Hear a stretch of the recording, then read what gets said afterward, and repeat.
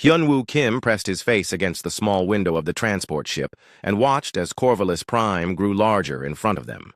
The planet looked nothing like Earth, with its purple oceans and 3 silver moons hanging in the dark sky, like ancient coins. Massive orbital stations circled the world, and ships moved between them like insects around flowers. Everything here was bigger than anything humans had ever built. The other passengers on the transport ship were all aliens, and they had been staring at him since he boarded. Some looked like giant insects with too many arms and eyes that moved in different directions. Others were made of what looked like living crystal that changed colors when they moved. A few looked almost human, but their skin was blue or green and they had extra fingers. Hyunwoo was the only actual human on board, and everyone seemed curious about him. He checked his uniform one more time to make sure everything was perfect. The blue fabric was new and still smelled like the factory where it was made. On his chest was a small patch that showed the Earth flag next to the symbol of the Galactic Naval Academy. It felt strange to wear something that represented his entire species. Back on Earth, he had just been another engineer in the Navy, but here, he was humanity's first representative at the most important military school in the galaxy. The transport ship docked with a soft bump, and Hyunwoo gathered his small bag of belongings. Everything he owned fit into one bag because the Academy would provide everything else he needed. As he walked through the docking tube, he could hear the other passengers talking about him in languages he did not understand. Some of the words sounded friendly, but others did not. The Academy was even more impressive up close than it had looked from space. Tall towers reached up toward the sky like metal trees, and bridges connected them high above the ground. Students and teachers moved through the corridors, and most of them stopped to look at Hyunwoo as he passed. His escort was a tall alien with 4 arms who spoke in a voice that sounded like music. "You are the human exchange student," the escort said, and it was not a question. "I am Instructor Baewon. I will show you to your quarters and explain the basic rules of the Academy." Hyunwoo followed Baewon through corridors filled with holographic displays showing star maps and ship designs. The walls seemed to be made of some kind of metal that changed color as they walked past. Students gathered in small groups and spoke in quiet voices, but they all watched Hyunwoo with interest. Some pointed at him and whispered to their friends. "Other students are curious about you," Baewon explained as they walked. "Humans are still very new to the galactic community, and most of them have never seen one of your kind before. Some of them think humans are primitive because your technology is so far behind ours. Others have heard stories about human creativity and want to see if the stories are true." They stopped in front of a door that opened by itself when they approached. Inside was a small room with a bed and a desk and a window that looked out at the planet below. The furniture was designed for beings much taller than humans, and Hyunwoo realized he would need to climb onto the bed like a child. "Your classes begin tomorrow," Baewon continued. "You will study advanced ship design and combat doctrine with Commander Tae-Ri Voss. She is one of our best instructors and has commanded fleets in the war against the Devourers. Do not embarrass your species by failing to keep up with the other students." After Baewon left, Hyunwoo sat on his bed and looked out the window at the alien sky. 3 moons hung overhead, and the purple ocean reflected their light.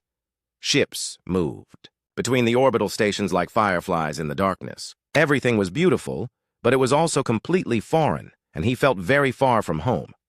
He opened his personal tablet and recorded a message for his family back on Earth. "Day 1 at the Academy," he said to the camera. "Everything here is bigger and more advanced than we imagined. The other students seem friendly enough, but I can tell they think humans are not very sophisticated. I guess I will have to prove them wrong." The next morning, Hyunwoo made his way to the classroom for advanced ship design and combat doctrine. The room was large enough to hold 100 students, and holographic displays showed detailed images of various spacecraft. The other students were already seated, and they turned to watch as Hyunwoo entered. He found an empty seat near the back and tried to make himself comfortable in a chair that was too big for him. Commander Tae-Ri Voss entered the room, and everyone became quiet. She was tall, even by alien standards, with silver skin and eyes that seemed to glow with their own light. Her uniform was covered with medals and rank insignia that Hyunwoo did not recognize. When she spoke, her voice filled the room without effort. Today we will study the design principles that have guided galactic naval architecture for over 2,000 years, she announced. These principles have been tested in countless battles and refined by the greatest minds in the galaxy. They represent the perfect balance between form and function. The holographic displays showed images of beautiful spacecraft that looked more like works of art than military vessels. The ships had smooth curves and elegant lines that flowed together like water. Weapon ports were hidden beneath graceful panels, and the hulls were decorated with symbols and patterns that seemed to tell stories. The first principle is harmony of form. Commander Tay-Ree explained. A ship that is beautiful will fight better because it embodies the natural order of the universe. When we design our vessels, we must consider not only their practical function, but also their aesthetic appeal. A ship that offends the eye will bring bad luck to its crew. Hyun-woo frowned as he studied the images. The ships were certainly beautiful, but they looked nothing like the warships he had studied back on Earth. Human naval vessels were designed for one purpose only, which was to survive in combat and destroy the enemy. Beauty was never considered, because it served no practical purpose in battle. The second principle is elegant efficiency, the commander continued. Every system on a starship must serve multiple purposes. A weapon mount that also functions as a sensor array or a shield generator that doubles as a communication device. This reduces weight and complexity while maintaining combat effectiveness. The other students nodded in agreement and took notes on their tablets. They had grown up with these principles and accepted them without question. To them, this was simply the way things had always been done, and the way they would always be done. A student near the front raised his hand. Hyun-woo recognized him as Daehyun Zaris, one of the insect-like beings who had been on the transport ship. "Commander, what about the human approach to ship design?" he asked. "I have heard that their vessels are very different from ours." Commander Tay-Ree smiled and looked directly at Hyun-woo. "Perhaps our human guest would like to explain how his people design their warships," she said. "I am sure we would all be interested." To hear about Earth naval doctrine, Hyun-woo felt his face grow warm as every eye in the room turned toward him. He stood up slowly and cleared his throat. "On Earth, we design our ships for one purpose," he said. "To survive in combat and complete their mission. We do not worry about making them beautiful, because the enemy will not care what they look like." Some of the students laughed quietly, and Hyun-woo could see that they thought human ships must be crude and ugly. Commander Tay-Ree raised her hand. For silence. "Interesting," she said. "And how has this approach worked for humanity in your conflicts?" "We have won every major naval war in our history," Hyun-woo replied. "Our ships may not be beautiful, but they are very hard to sink." The room became quiet again, and Hyun-woo sat down. He could see that his answer had surprised some of the students, but others still looked skeptical. Commander Tay-Ree seemed thoughtful. As she continued the lesson, the rest of the class covered the technical details of galactic ship design, and Hyun-woo listened carefully while taking notes. Everything was more advanced than human technology, but he could understand the basic principles. What troubled him was that the aliens seemed to care more about making their ships look good than making them effective in battle. When the class ended, Hyun-woo gathered his things and started toward the door. Commander Tay-Ree called his name, and he stopped. "Stay behind for a moment," she said. "I would like to speak with you privately." When the other students had left, she approached Hyun-woo and studied him with her glowing eyes. "You seem skeptical of our design philosophy," she observed. "Do you think we are wrong?" Hyun-woo chose his words carefully. "I think your ships are very beautiful, Commander," he said, "but I also think beauty and effectiveness in combat might not be the same thing." Commander Tay-Ree was quiet for a long moment. "The Galactic Confederation has been fighting the Devourers for over 800 years, she finally said. "Our ships are designed using principles that have been tested across millennia. Perhaps there is something to be learned from human simplicity, but I doubt it could improve upon traditions that have served us so well." She turned and walked toward the door, but stopped before leaving. "However," she added, "I am curious to see what a human mind makes of our advanced combat scenarios. Do not disappoint me." After she left, Hyun-woo remained in the empty classroom looking at the holographic displays. The alien ships were indeed beautiful, but something about their design bothered him. As an engineer, 3 weeks had passed since Hyun-woo arrived at the academy, and he was beginning to understand how different alien thinking was from human thinking. The other students were brilliant and could solve complex mathematical problems that would take human computers hours to work through. They memorized vast amounts of information and could recite technical specifications for thousands of different spacecraft, but they never seemed to question why things were designed the way they were. Hyun-woo had made a few friends among his classmates, including Sujin Korth, who was made of living crystal and could interface directly with computer systems. She was fascinated by human biology and asked him endless questions about how organic brains worked without crystal matrices. There was also Daehyun Zaris, who had initially been skeptical of humans, but was now curious about their military history. "Your species has fought so many wars," Daehyun said one day as they walked through the academy gardens. "Most civilized species avoid conflict whenever possible, but humans seem to seek it out." "We do not seek war," Hyun-woo replied, "but we have learned that sometimes you must fight to protect what matters to you, and when you do fight, you should fight to win." Sujin's crystal body shimmered as she processed this information. "But war is so wasteful," she said in her musical voice. "Think of all the resources and energy that could be used for creation instead of destruction." "That is true," Hyun-woo agreed. "But if someone attacks you, then you must defend yourself. And the best way to defend yourself is to be so good at fighting that your enemies think twice before attacking." Today, they were studying the newest class of Confederation warship called the Eternal Vigilance. Commander Tae-ri had announced that this vessel represented the pinnacle of galactic naval architecture and incorporated 2,000 years of design evolution. The holographic display in the center of the classroom showed a ship that was breathtakingly beautiful. The Eternal Vigilance was over 2 kilometers long with a hull that curved like a dancer in motion.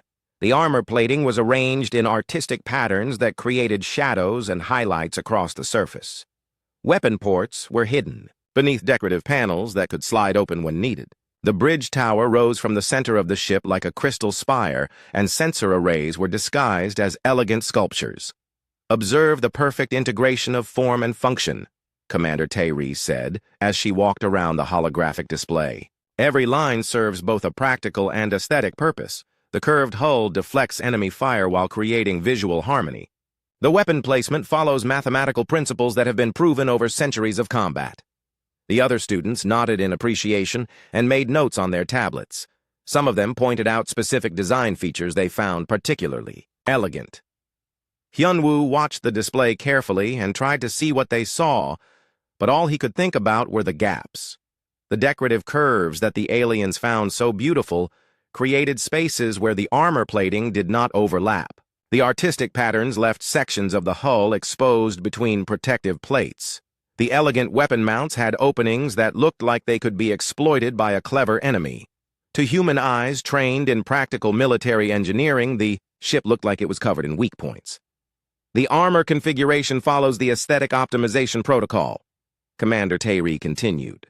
"We achieve maximum protection while maintaining visual appeal by carefully balancing plate coverage with artistic expression. The result is a vessel that inspires both fear and admiration in those who see it." Hyun-woo raised his hand slowly. The classroom became quiet as all eyes turned toward him. Commander Tae-ri looked slightly annoyed at being interrupted, but nodded for him to speak. "Commander," Hyun-woo said carefully, "why are your warships missing plating here?" He stood up and walked toward the holographic display, pointing at several locations where decorative curves left gaps between armor sections. The question seemed to hang in the air like smoke. The other students looked confused, as if Hyun-woo had asked why water was wet or why stars shined. Commander Tae-ri's expression changed from annoyance to puzzlement. "Missing plating," she repeated. "I do not understand your question." "The armor coverage is optimal according to established design principles." Dae-hyun clicked his mandibles in what Hyun-woo had learned was equivalent to a human laugh. "Those are not missing plating human," he said. "Those are aesthetic optimization zones. They reduce mass while maintaining structural integrity and create visual interest." "But they are gaps in the armor," Hyun-woo insisted. Any enemy weapon that hits those spots will penetrate straight through to the interior of the ship. Sujin's crystal body flickered through several colors as she processed this concept. Why would an enemy specifically target those locations? She asked. They are small and would be difficult to hit accurately during combat. Hyunwoo felt frustrated as he tried to explain something that seemed obvious to him. On Earth, we learned that any gap in armor creates a weak point, he said. It does not matter how small the gap is because a smart enemy will find it and exploit it. That is why our warships have overlapping armor plates with no gaps anywhere. But that would make the ships ugly, protested another student whose name Hyunwoo could not pronounce. How could a crew serve aboard a vessel that offends the eye? They could serve aboard it because it would keep them alive, Hyunwoo replied. On Earth, we have a saying that there are no beautiful ships at the bottom of the ocean. Commander Tae-ri held up her hand for silence, and the classroom became quiet again. She walked slowly around the holographic display, studying it with new eyes. For several minutes, no one spoke as she examined each gap that Hyunwoo had pointed out. You suggest that we should prioritize protection over aesthetics? She finally said. But our design philosophy has been tested in thousands of battles over many centuries. If these gaps were truly problematic, would we not have discovered that by now? Hyunwoo thought about how to answer without insulting the entire galactic naval tradition. Perhaps your enemies have not been looking for those weak points, he suggested. Or perhaps they have not had weapons precise enough to target them effectively. The Devourers are artificial intelligences, Dae-hyun said. They analyze everything with perfect mathematical precision. If armor gaps were a weakness, they would have found them. Have they found them? Hyunwoo asked. What are the casualty rates in battles against the Devourers? The classroom became uncomfortable. Quiet. Commander Tae-ri's expression darkened, and several students shifted nervously in their seats. Sujin's crystal body turned a deep blue color that Hyunwoo had learned indicated distress. That information is classified, Commander Tae-ri said firmly. But I will say that the war against the Devourers has been challenging for both sides, Hyunwoo could tell he had touched on something sensitive, but he pressed on. On Earth, when we design military equipment, we assume the enemy is smart and will look for any weakness they can find, he said. We try to eliminate every possible vulnerability, even if it makes our equipment less attractive. And how many major wars has Earth fought against technologically superior enemies? Commander Tae-ri asked, with an edge to her voice. None. Hyunwoo admitted. But we have fought many wars against enemies with similar technology, and we have learned that the side that makes fewer mistakes usually wins. The rest of the class period passed in tense silence as Commander Tae-ri continued her lecture on galactic design principles. But Hyunwoo could see that his question had planted seeds of doubt in some minds. Sujin kept glancing at the holographic display and studying the gaps he had pointed out. Even Dae-hyun seemed less certain about the perfection of traditional design. When class ended, Commander Tae-ri called Hyunwoo to her desk again. The other students filed out quietly, but he could feel them watching as he approached the instructor. Your question today was inappropriate, she said when they were alone. You challenged fundamental principles that have guided our civilization for millennia. I did not mean to be disrespectful, Commander, Hyunwoo replied. I was just asking about something that seemed unusual to me. Unusual, she repeated. You think 2,000 years of naval evolution is unusual? Hyunwoo chose his words carefully. I think that sometimes when you do something the same way for a very long time, you stop asking whether it is the best way, he said. On Earth, we call that being stuck in tradition. Commander Tae-ri was quiet for a long moment as she studied his face. You really believe that our ships are flawed? She finally said. I believe they could be improved, Hyunwoo answered honestly. Every design can be improved if you are willing to question your assumptions. And what would you do to improve the Eternal Vigilance class? She asked. Hyunwoo looked at the holographic display that was still rotating slowly in the center of the room. I would add armor plating to cover all the gaps, he said. I would make the weapon mounts harder to target. I would add redundant systems so that damage to one area would not disable the entire ship, and I would design it to be repaired quickly. During battle, it would be hideous, Commander Tae-ri said. It would be effective, Hyunwoo replied. She stared at him for a long time as if seeing him clearly for the first time. "You are either very foolish or very dangerous," she said finally. "I am not sure which." 2 days after Hyan Wu asked his question about armor gaps, Commander Tae-ri called him to her office. The room was filled with holographic displays showing star charts and technical schematics. Through the large window behind her desk, he could see ships moving between the orbital stations like distant fireflies. "Sit down," she said without looking up from a tablet she was studying. "I have been thinking about your question, and I have decided to grant you access to something most students never see." Hyun-woo sat in the chair across from her desk and waited. Commander Tae-ri touched a control on her desk, and the room's security systems activated. The windows became opaque, and a privacy field surrounded them. "What I am about to show you is classified at the highest levels," she said. "You will speak of it to no one without my permission. Do you understand?" "Yes, Commander," Hyun-woo replied. She activated a new holographic display, and suddenly the room was filled with images of space battles.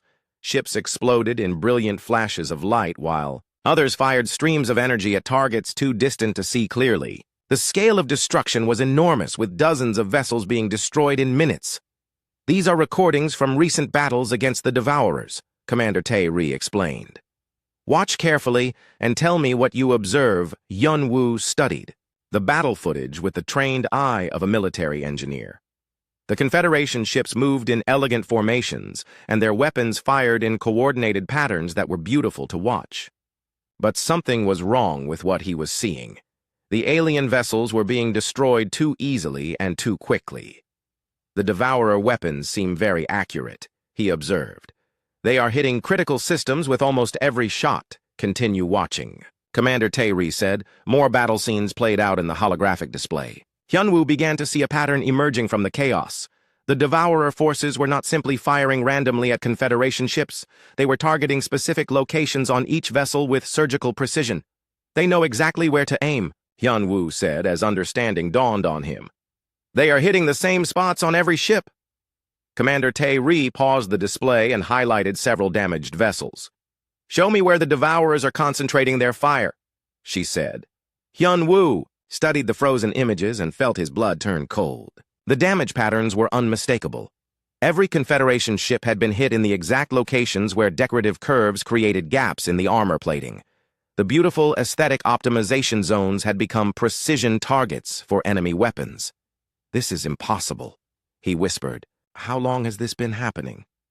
"For over 800 years, Commander Tae-ri replied grimly.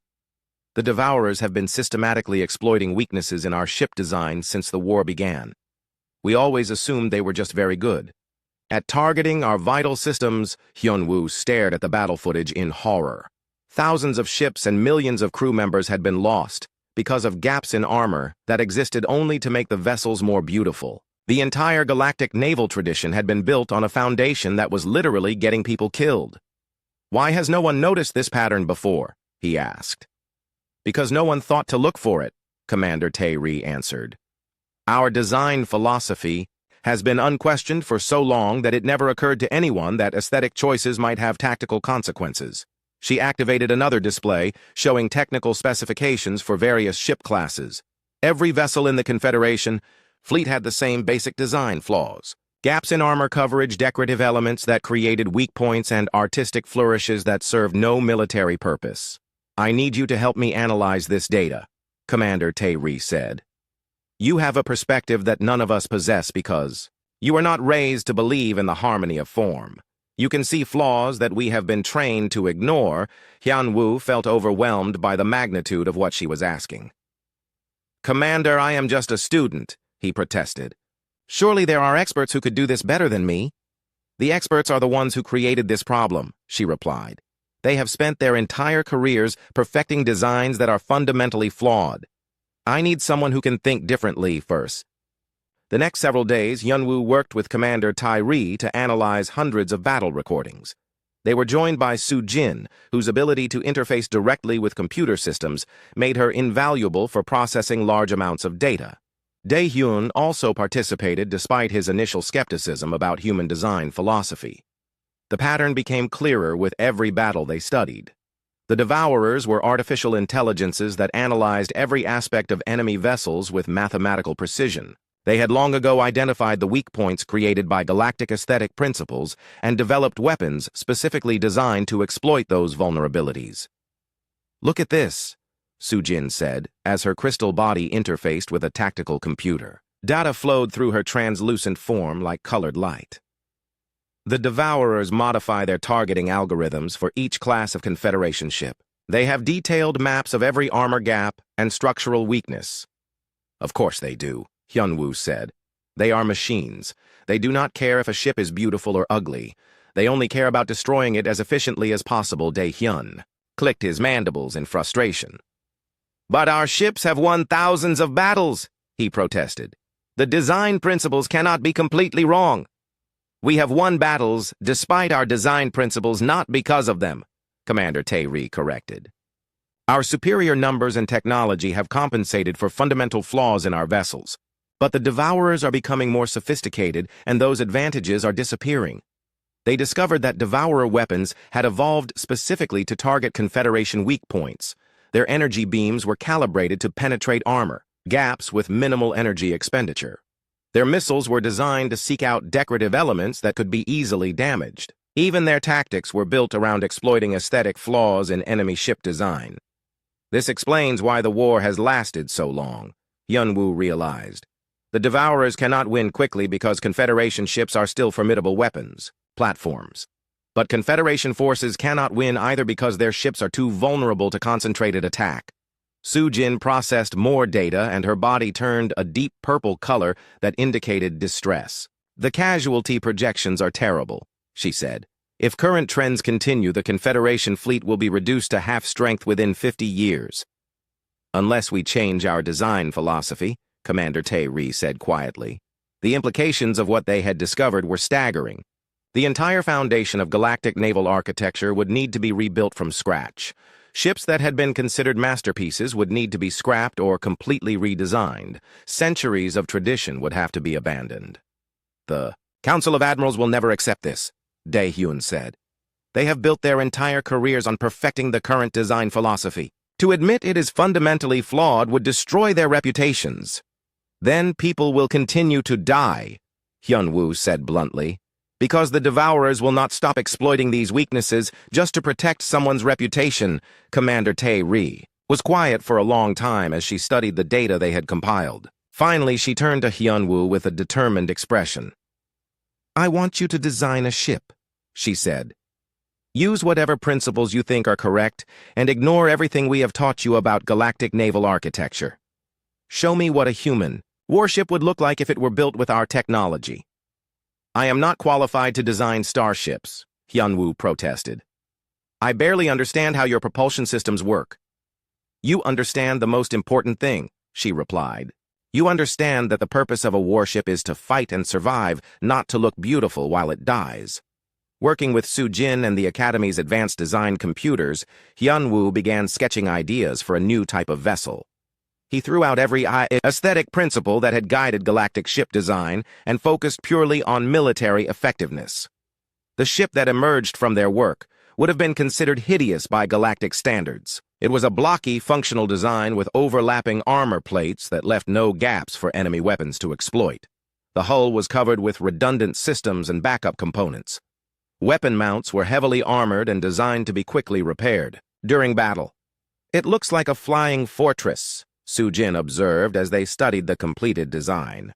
"That is exactly what it is," Hyunwoo replied. "A ship designed to absorb punishment and keep fighting." When they showed the design to Dae-hyun, he stared at it in shock. "This is the most offensive thing I have ever seen," he said. "It violates every principle of civilized ship design." "But would it work?" Commander Tae-ri asked. Dae-hyun studied the technical specifications for several minutes before answering. "It would be nearly indestructible," he admitted reluctantly.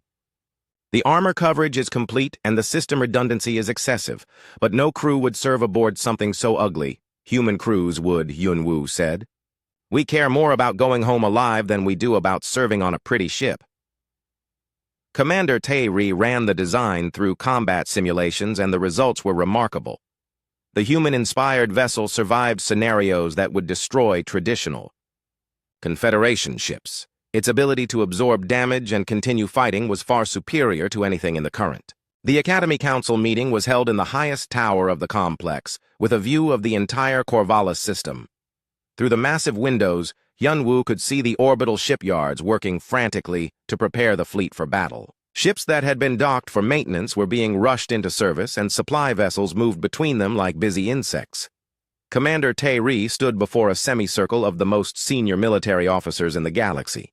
Each represented a different species, and their uniforms bore decorations from centuries of service.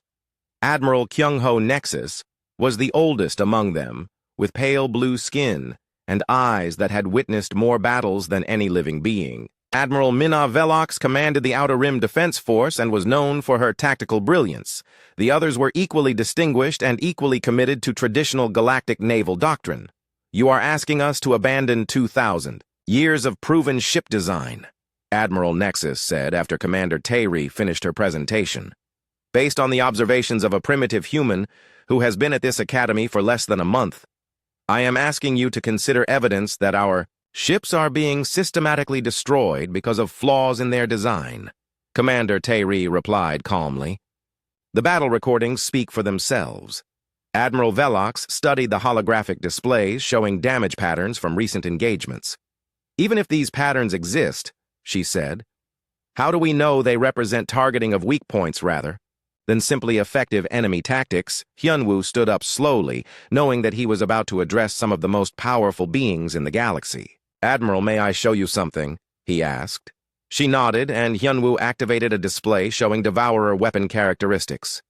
"These energy beams are calibrated to penetrate exactly 17 centimeters of standard armor plating," he explained. "That is precisely the thickness of armor at the aesthetic optimization zones on Confederation ships. If they were targeting random locations, they would need more powerful weapons to ensure penetration." "Coincidence," Admiral Nexus said dismissively. "Their missiles are designed to fragment in a pattern that maximizes damage to decorative hull elements," Hyunwoo continued. "And their attack formations are optimized to approach from angles that expose armor gaps. These are not coincidences, Admiral. These are deliberate design choices." The room fell silent as the admirals studied the evidence. Some looked skeptical, while others seemed troubled by what they were seeing. Admiral Min-Soo Quarth, who commanded the Home Defense Fleet, leaned forward in his chair. "Assuming your analysis is correct," he said, "what do you propose we do about it? We cannot redesign the entire fleet in the next few hours." "We can test the theory," Commander Tae-ri said. "I request permission to construct a prototype vessel using alternative design principles. If it performs better in combat than traditional ships, then we will know our analysis is correct." "Using what alternative principles?" Admiral Velox asked. Commander Tae-ri activated the display showing Hyunwoo's ship design, and several admirals gasped in shock. The blocky utilitarian vessel looked like nothing that had ever been built by galactic civilization. It was purely functional with no concession to aesthetics or artistic expression. "This is an abomination," Admiral Nexus declared. "No civilized being would serve aboard such an ugly contraption. Human crews would serve aboard it," Hyunwoo said, "and they would have a much better chance of surviving than crews on traditional ships. The design eliminates all armor gaps and includes massive system redundancy," Commander Tae-ri explained. "Combat simulations suggest it would be far more survivable than current vessels." Admiral Quarth studied the technical specifications with growing interest. "The armor coverage is indeed comprehensive," he admitted. "And the weapon placement is very practical. But the aesthetic impact would be devastating to crew morale. Dead crews have no morale," Hyunwoo said bluntly. The discussion continued for another hour as the admirals debated the merits of the proposal. Some were intrigued by the possibility of improved ship performance, while others were horrified by the thought of abandoning galactic design traditions. Outside the windows, the approaching Devourer fleet was now visible as bright points of light against the stars. Finally, Admiral Nexus called for a vote. "All in favor of authorizing construction of the prototype vessel," he said. 3 hands rose, including Admiral Quarth and Admiral Velox. 3 others remained down. Admiral Nexus held the deciding vote, and he sat in silence for a long moment, staring at the ugly ship design. "The enemy fleet will be here in 4 hours," he said finally. "We need every possible advantage." His hand rose slowly, and the vote was decided. The next 3 hours passed in frantic activity as the Academy's construction facilities worked to build the prototype. Advanced fabrication systems that normally took days to complete a project were pushed to their limits. Hyunwoo worked alongside Soo-jin and Dae-hyun, making constant adjustments to the design as new challenges emerged. The power distribution system needs to be completely reconfigured, Soo-jin reported as she interfaced with the construction computers. The redundant pathways are interfering with each other. Reroute them through the secondary conduits, Hyunwoo replied. And add backup connections at each junction point. Dae-hyun coordinated with the weapons teams to install armament that was far heavier than anything normally mounted on a ship of this size. The prototype was designed to carry firepower, equivalent to vessels twice its mass, while maintaining the armor protection of a fortress. This ship violates every rule of efficient design, he complained as they watched weapon mounts being installed. It is overbuilt and wasteful. It is designed to survive, Hyunwoo corrected. Efficiency means nothing if you are dead. Commander. Tae-ri arrived at the construction bay as the final systems were being activated. The Devourer fleet will be in weapons range in 30 minutes, she announced. Our traditional ships are already moving to intercept, but early engagement reports are not encouraging. Through the construction bay windows, they could see the battle beginning in the distance. Bright flashes of light marked the destruction of ships, while energy beams traced lines of death across the darkness. The elegant Confederation vessels fought bravely, but they were being picked apart with surgical precision. The prototype is ready for launch, the chief engineer reported. All systems are operational, but we have not had time for proper testing. There is no time for testing, Commander Tae-ri replied. We need a volunteer crew. I will command the ship, Admiral Quarth announced as he entered the construction bay. If this human design philosophy is correct, then I want to see it proven in battle, Admiral. You cannot risk yourself on an untested prototype, Commander Tae-ri protested. I can and I will, he replied firmly. My flagship was destroyed in the IIO opening engagement and my crew is dead. I have nothing left to lose and everything to prove, Hyunwoo stepped forward. I volunteer to serve as engineering officer, he said. It is my design and I understand it better than anyone. I will serve as tactical officer, Dae-hyun added, despite his earlier skepticism. If this ship is going to fight Devourers, then it needs someone who understands their battle tactics, Soo-jin. Volunteered to handle communications and sensor operations using her ability to interface directly with the ship's computer systems. Within minutes, they had assembled a crew of volunteers, including several academy instructors and senior students, who were willing to risk everything on an untested design. The prototype launched from the construction bay and immediately headed toward the battle zone. Hyunwoo monitored the engineering systems from his station and was relieved to see that everything was functioning normally. The ship felt solid and stable, unlike the graceful vessels he had observed during his time at the Academy. Devourer forces are concentrating their attack on the orbital shipyards, Dae-hyun reported from the tactical station. They are ignoring our approach. Because they do not consider us a threat, Admiral Quarth said grimly. One ship against an entire fleet. Through the main view screen, they could see the scope of the battle. Dozens of Confederation ships were engaged, with a Devourer force that outnumbered them 3-1.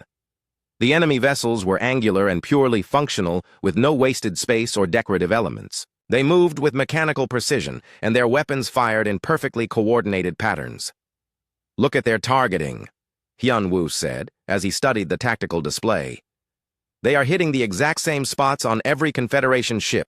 Armor, gaps, and decorative elements, Soo-jin confirmed as she processed sensor data. Just as we predicted. The prototype closed within weapons range of the nearest Devourer ship, and Admiral Quarth gave the order to attack.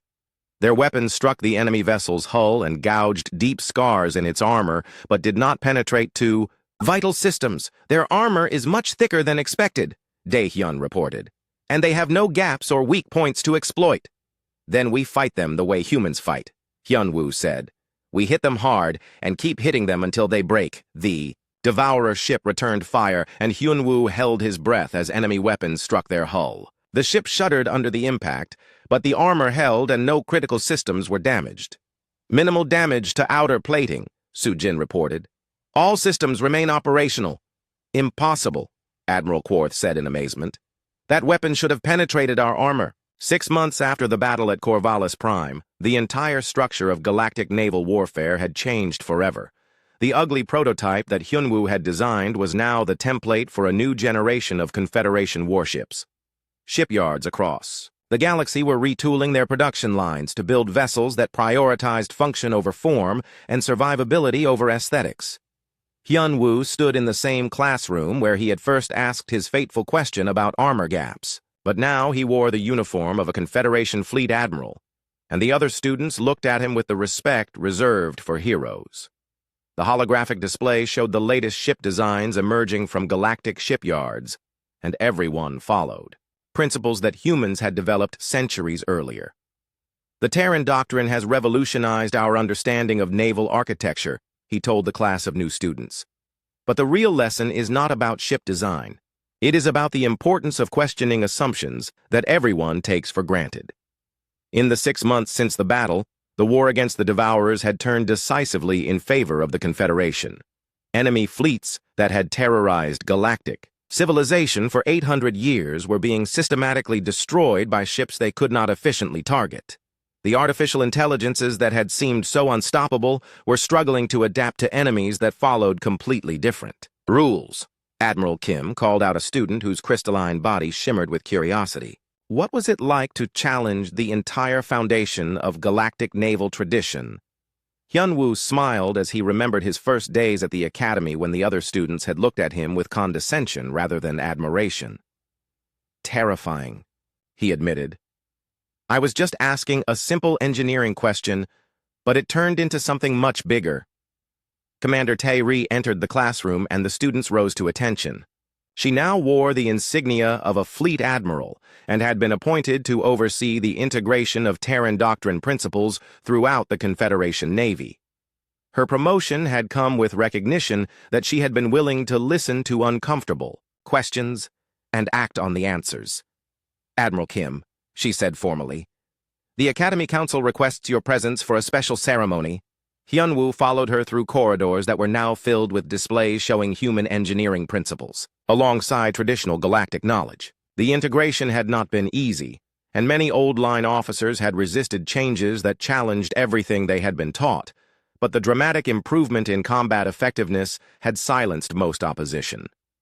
The ceremony was held in the main auditorium where Hyunwoo had first attended lectures on galactic naval architecture. But now the audience included representatives from every major species in the Confederation, and the guest of honor was the President of Earth herself. Admiral Sarah Chen had traveled from humanity's home system to witness the formal adoption of human military doctrine by galactic civilization. 6 months ago, a human exchange student asked a simple question about ship design, Admiral Nexus announced to the assembled dignitaries. That question has saved more lives and prevented more suffering than any military victory in our history. The audience applauded as Hyunwoo walked onto the stage. He still felt uncomfortable with the attention and recognition, but he understood that his story had become symbolic of something larger than just ship design. It represented the value of diverse perspectives and the danger of unquestioned tradition.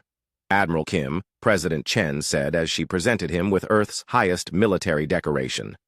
Your courage in challenging established doctrine has brought honor to all humanity and demonstrated that fresh thinking can solve problems that have plagued civilizations for centuries. As the ceremony continued, Hyunwoo noticed Soo-jin and Dae-hyun in the audience. Both had been promoted for their roles in developing and testing the new ship designs. Soo-jin now commanded a squadron of crystal ships built using human principles, while Dae-hyun had become the Confederation's leading expert on anti-devourer tactics. After the ceremony, the three friends gathered in the Academy Gardens where they had first discussed human military philosophy.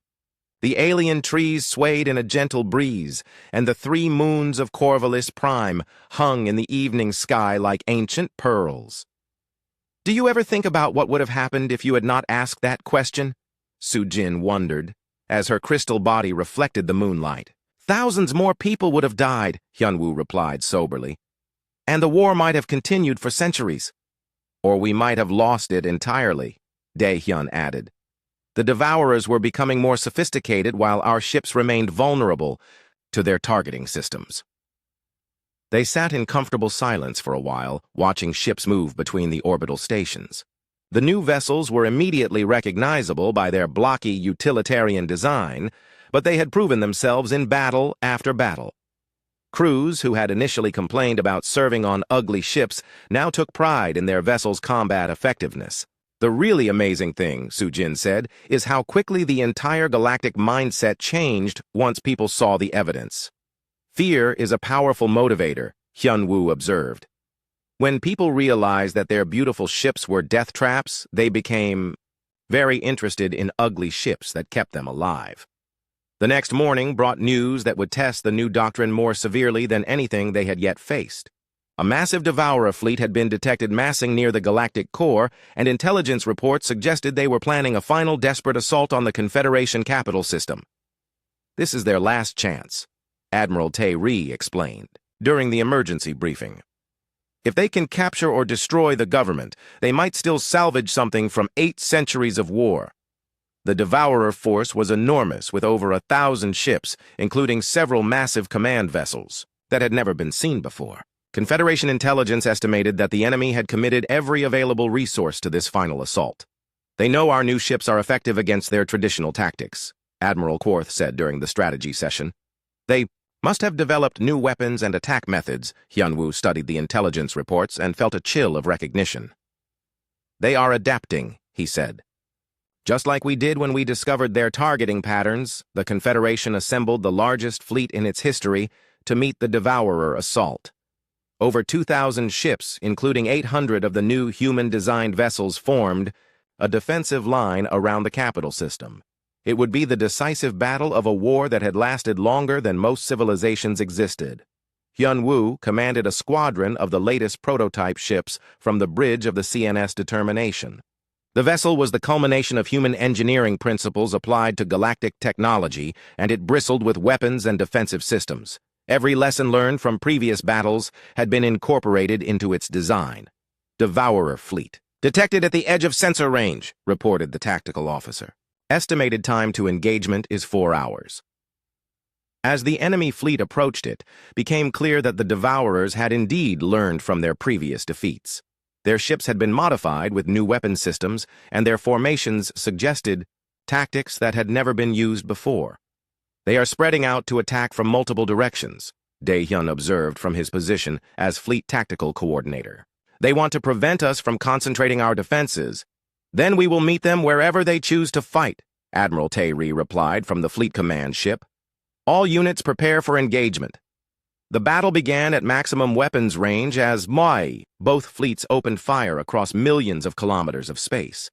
The new Devourer weapons were indeed more powerful than anything they had used before, but the human-designed ships absorbed the punishment and kept fighting. Their targeting has improved, Sujin reported from her squadron command post. They are attempting to overwhelm our armor with concentrated fire rather than exploiting weak points, Good, Hyun-woo replied. That means our armor works, the engagement, quickly developed into the largest space battle in galactic history. Thousands of ships maneuvered through 3 dimensions, while weapons fire lit up the darkness like artificial stars. The human doctrine of building ships to absorb damage and keep fighting proved its worth as Confederation vessels continued to operate despite taking hits that would have disabled traditional designs. But the Devourers had one final surprise. Their largest command ships suddenly accelerated directly toward the Confederation fleet in what appeared to be suicide attacks. Each vessel was over 5 kilometers long and carried enough explosive material to destroy everything within a vast radius. They are trying to ram us, Admiral Quarth announced. All ships evasive maneuvers. Most of the Confederation fleet scattered to avoid the massive kamikaze vessels, but Hyun-woo made a different choice. All ships in my squadron prepare for ramming attack, he ordered. We are going to stop those command ships. Admiral, that is suicide, his tactical officer protested. Our ships are not designed for ramming.